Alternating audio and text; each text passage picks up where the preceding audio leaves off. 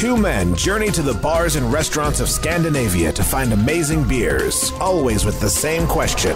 Hey, what's on tap? It's time to find out. Hello and welcome to What's on Tap podcast. I am back, your co-host Martin, with your regular host, main host. No. We're both co-hosts. Super host, Look, Stefan. We're not elevated here. We're both co-host. We're joint co-host in this podcasting scheme of things. Fair enough. Schema, as it were. We share hosting duties. I've just been on more episodes than you guys all. Yeah. I do all the work. You just coast. I got it. That is very true. Speaking of which, we need to talk about billing sometime. Anyway, we got two. We're getting back into familiar territory. Yes. With the Moersleutel barcode series. Yes, we've had the first four. Yes. And we have enjoyed them immensely. And then when I saw they had two new ones out, the wintergreen and the red barcodes, I was like, oh, gimme. Because the first four were amazing. And if you haven't listened to those episodes, go back and search them out. Listen to these episodes back to back, because this is the What's on the Moersleutel podcast.com. Yes. We will have a lot of the Moersleutel, or had a lot of the Moersleutel as well. We are big fanboys of theirs, and I think they've taken over Omnipolo and Tuol in our most podcasted about. They have? Well, we talk about them a lot. And, we talked about, we've done a lot with Tuol. We've had their advent calendars on at least, three of the four advent calendars. We've done a couple of their series, the Mr. Series, Miss Series. Omnipolo, we covered so many of their beers on this podcast. Amager also quite high on that list of most covered breweries. But today we have the mint green, which is what we'll start with, which is the double vanilla bourbon barrel-aged imperial stout. Comes in at 12%. The only adjunct is vanilla. So otherwise it's just a straight... So half of our listeners are happy that we didn't read the name of the beer, half are disappointed because this is the 8719992492411 by the Moersleutel.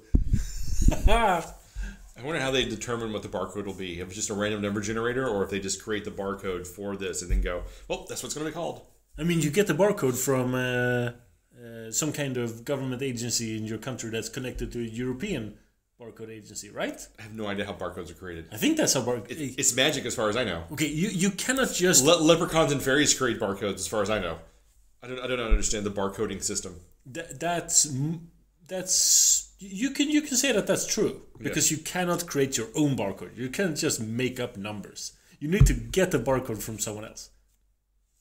Sure, if you say so. Yes, and it's the leprechauns and fairies that create those.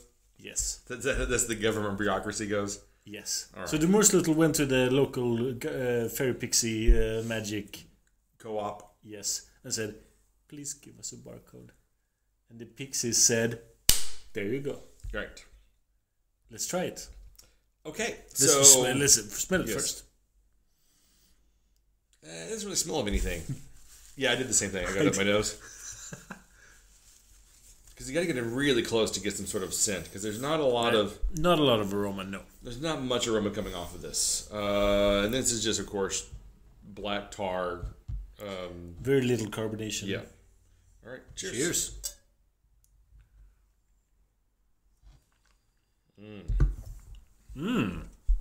Wow, that is rich. The mouthfeel on that is insane.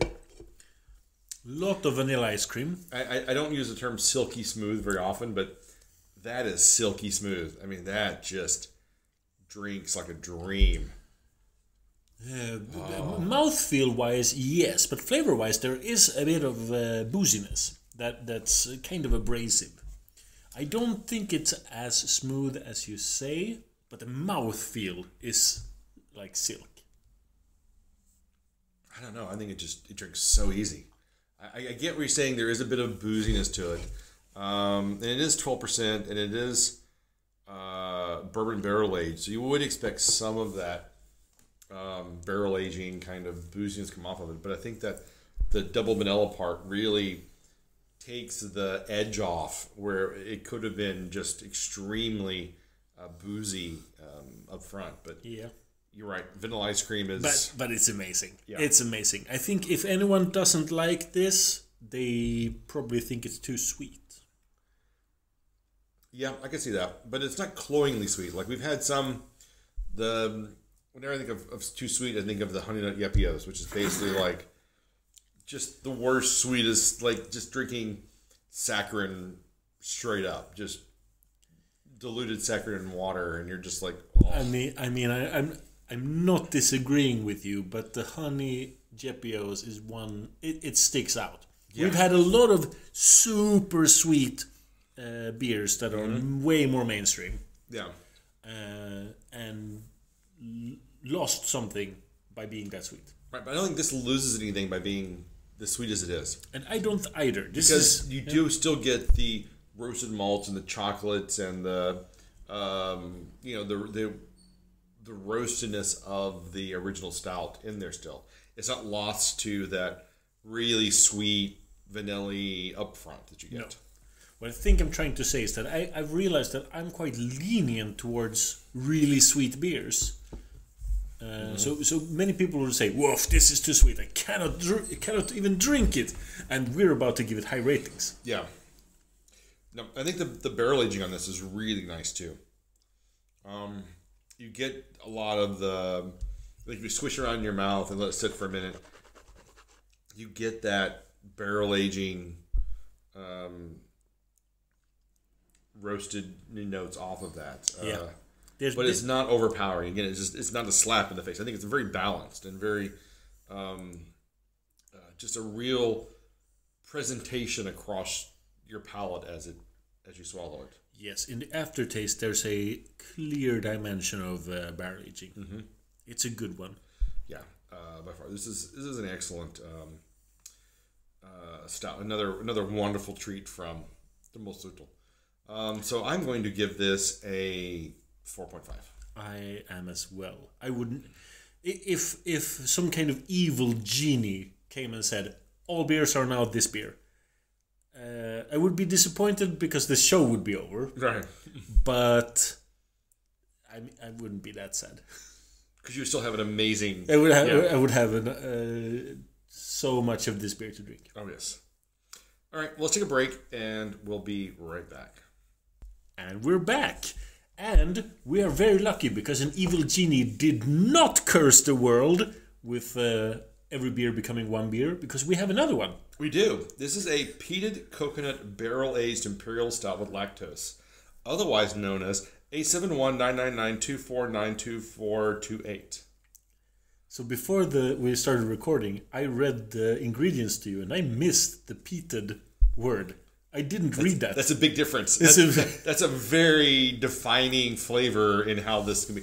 This could either be amazing or horrible, depending on how the peating presents itself against the coconut. So what we know historically, I haven't smelled it yet. I am a big fan of peated flavors, and sometimes you aren't. Sometimes you are. Sometimes it depends on how the peating goes. If it's too like for me, peated whiskeys are, they are smoke bombs, and I think they are. They're not my cup of tea. It's like drinking liquid smoke, basically. Yeah. When it comes to peated beers, I find they can also be kind of artificially smoky flavored because it's so intense. But this beer, oh my god, it smells so good. It smells a little smoky. It smells a lot of coconut. A lot of coconut, a lot of sugars, little bit of peat. Yeah, and so what I'm worried about is that this might come off as like Northern Monk did a smoked coconut stout that literally tastes like someone had burnt coconut shells and used that ash to create the beer. It was. Did we drink that together? I think we did. I don't remember it. It was horrible. It was a nightmare of a beer. So when I rated peated coconut, I'm like, oh, that might be tough. But this smells. Where if the other beer didn't smell anything, this beer smells a lot, and it smells a lot in all the right ways. Yeah, it has a lot of potential. Cheers. Cheers.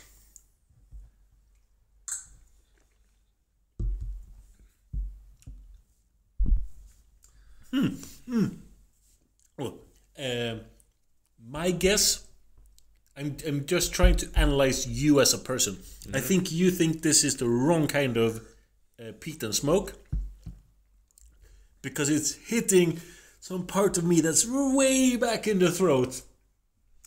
No. You like it? I'm not saying that either. All right, so this is one of those cases where the label says exactly what it is, and the label does not disappoint.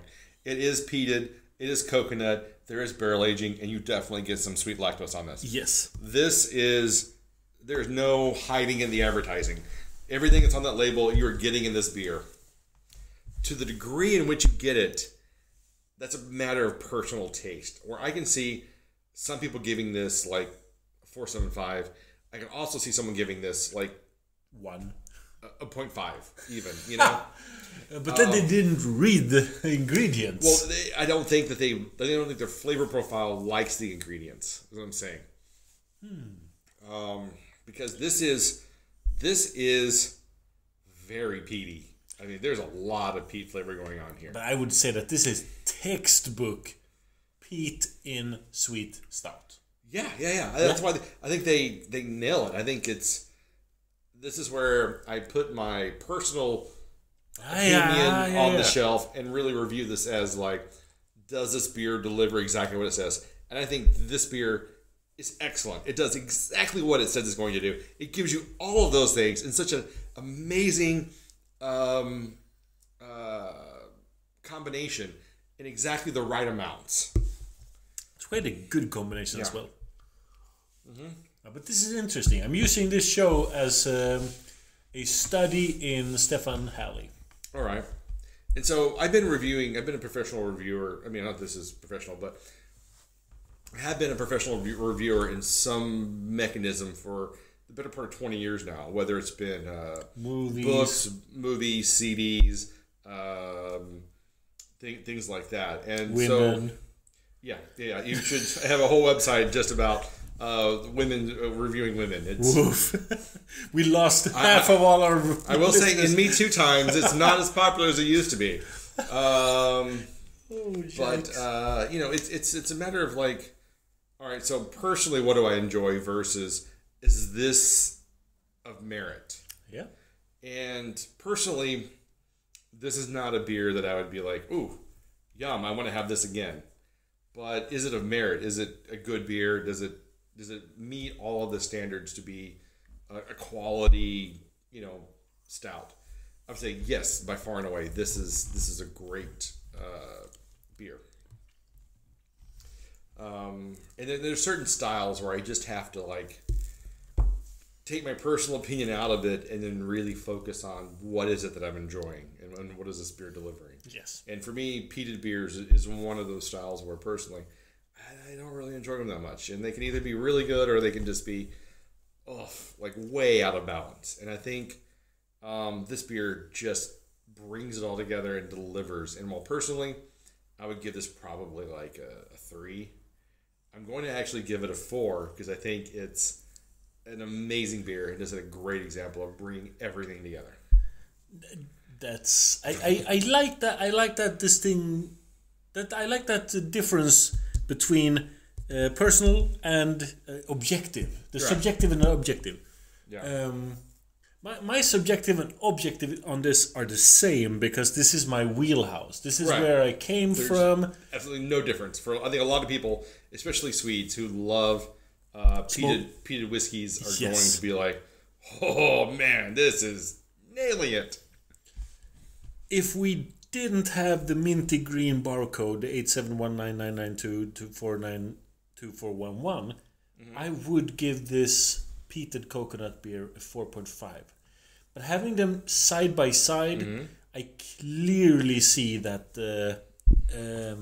what was the ingredients? The double vanilla bourbon barrel aged. Yeah. The minty green it's better.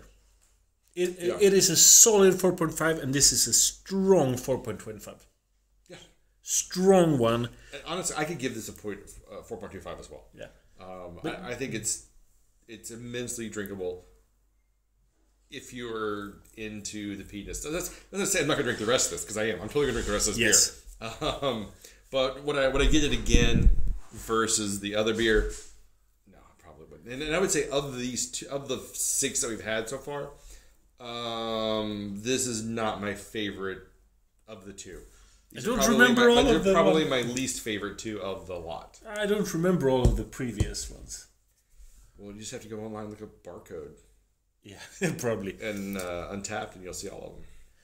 But this beer is a case of it's losing in the battle against its brother sister beer, because the first one we had, it's so much better. I'm having them side by side. The mouthfeel is different. The aftertaste is different.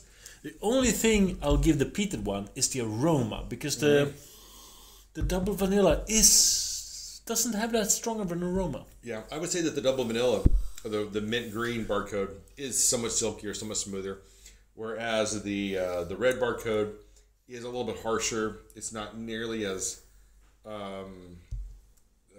silky smooth, and there's not as much finesse to it. It's a little bit more raw and aggressive. Yeah, but mint green, which is what you expect from a peated whiskey. I mean, it definitely brings out the barrel aging nature of the beer much more. Yes, but my experience with peated beers and actually peated whiskeys is that it decreases the thickness of the mouthfeel. They might have the same density, like the calculated density might be the same on these, but the peated smoky flavors actually decrease the perceived thickness. Oh, for sure. And I think that the vanilla in the mint green barcode ups it quite a bit. Probably. All right. Anything else? I think now we're just waiting for the next barcode beers. Yes, the next 2 in the series. I'm sure there will be another 2 crazy stouts that they're going to put out from there. But first, if any listener knows the Moersleutel crew, send them a link to our podcast, because we're obvious fans. Yeah. I mean, we are getting into biased territory. At one point, we said the same about Frau Gruber, because we were last year, we were reviewing so much Frau Gruber beers. Because they're so good. I mean, they're excellent beers. They were so good, and they were so available to us. And that's where Frau Gruber is hitting the sweet spot right now. They're not too difficult to come by, and they're always good.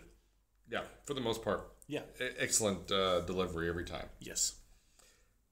Okay. Well, you can find us online at what'sontappodcast.com. Instagram, Facebook, Spotify. We are Pod Syndicate. YouTube, and wherever you can find fine quality podcast. MySpace? Sure, why not? I deleted our MySpace account. Well, not anymore then. We were friends with Tom. Tom's a great guy. Yeah. Tom's pretty awesome. Yeah. So until next time, keep drinking, you dum-dums.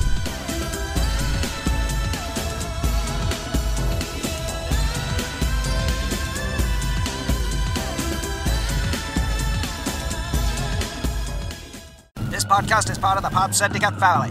For more criminally compelling shows, articles, and conversations, head to wearePodsyndicate.com.